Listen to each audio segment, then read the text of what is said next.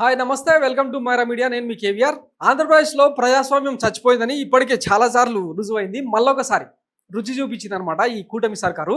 తిరువూరులో నిన్న అంటే స్థానిక సంస్థల ఎన్నికలకు సంబంధించి బలమే లేదు, అయినా సరే ఇంకా లోకల్ బాడీ ఆ స్థానిక సంస్థలు క్యాప్చర్ చేసేందుకు ఇంకా ఎట్లాంటి అరాచకాలు సృష్టించారో ఈ ఘటన ఒక మచ్చుకు ఉదాహరణ అనమాట. పోలీసులు, కమాండోలు, సెంట్రల్ సిబ్బంది, ఎన్నికల సంఘం అన్నీ ఉన్నా కూడా వీళ్ళను లోపలికి వెళ్ళనివ్వకుండా లోపల ఉన్న వాళ్ళని బయటికి రానివ్వకుండా కోరం లేకుండానే ఎన్నిక నడిపించేసి మన ఎవరు తిరువురు ఎమ్మెల్యే సోకాల్డ్ ఆయన ఆధ్వర్యంలో ఇదంతా తదంగా నడిచిందనమాట.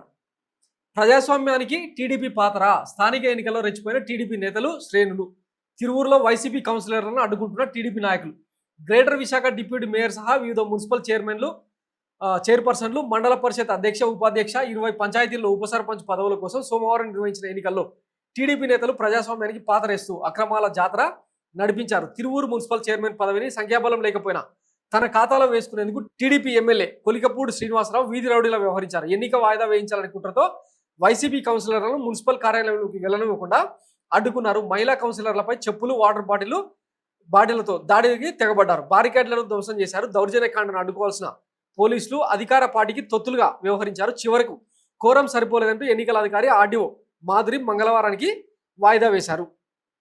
సో దాని తాలూకు విజువల్స్ ఒకసారి చూడండి.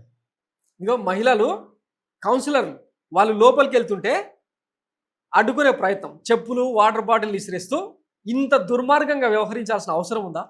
ప్రజలేసిన ఓట్లు అవి, వాటికి విలువ లేకుండా ఎన్నికల సంఘం ఏం చేస్తుందో, గాజులు దొడుకున్నదో ఏందో మరి. ఇదిగో మహిళలు చుట్టూ వైసీపీ వాళ్ళు ఉండి వాళ్ళకు రక్షణగా లోపలికి వెళ్ళే ప్రయత్నం చేస్తూ ఉంటే పోలీసులు కూడా ఏం చేయలేని పరిస్థితి, నిశ్చేష్టులుగా మిగిలిపోయినారు అనమాట ప్రేక్షక పాత్ర. సో ఇదిగో ఇంత దౌర్జన్యంగా స్థానిక సంస్థలను క్యాప్చర్ చేసే ప్రయత్నం చేస్తూ ఉంటే దీన్ని ప్రభుత్వం అనాలనా, లేకపోతే ఏమైనా నిజాం పాలననే, నియంత పాలన అని చెప్పాలనా? ఆలోచించండి. అసలు మన మొహాలకు ఎప్పుడైనా స్థానిక సంస్థలు నిర్వహించే ట్రాక్ రికార్డు ఉందా? అప్పుడెప్పుడో 2009లో వైఎస్ రాజశేఖర రెడ్డి ఉన్నప్పుడు ఒకసారి, తర్వాత 2019లో వైఎస్ జగన్మోహన్ రెడ్డి గెలిచిన తర్వాత మళ్ళీ ఒకసారి, ఇంకా మధ్యలో ఈ గ్యాప్లో ఎప్పుడైనా స్థానిక సంస్థల ఎన్నికలు నిర్వహించిన బాపదేనా మనది? దీని మీద వైసీపీ హైకోర్టులో పిటిషన్ దాఖలు చేస్తే సీరియస్ అయిందంట హైకోర్టు. ఏమని? తిరువూరు మున్సిపల్ ఉప ఎన్నికల వ్యవహారంపై హైకోర్టు కీలక ఆదేశాలు, తమ కౌన్సిలర్లకు భద్రత ఇవ్వడం లేదని వైఎస్ఆర్సీపీ హౌస్ మోషన్ పిటిషన్ వేసింది. ఈసీ ఆదేశాలను పోలీసులు పట్టించుకోవడం లేదన్న వైఎస్ఆర్సీపీ పిటిషన్కు పోలీసుల తీరుపై హైకోర్టు ఆగ్రహం వ్యక్తం చేసింది.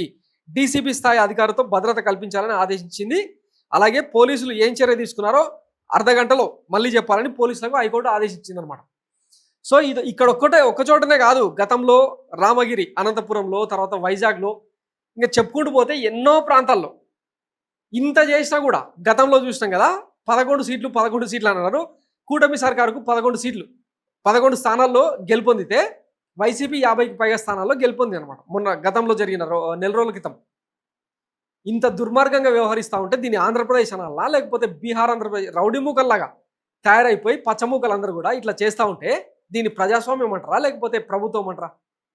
ఆలోచించుకోవాలి. ఎందుకంటే వేసిన ఓటు ఇట్లా నిరర్థకంగా మారితే ప్రజలకు కనీస మౌలిక వసతులు, సదుపాయాలు, సంక్షేమం ఇవేవి అందించకుండా ఇట్లా పాలించే అర్హత, ఇట్లా దారుణకాండలకు దిగితే ఏమనాలి వీళ్ళను? గతంలో ఇట్లనే 23 మంది సీట్లను ఎమ్మెల్యేలను వైసీపీ నుంచి లాక్కుంటే అవే సీట్లు వచ్చినాయి.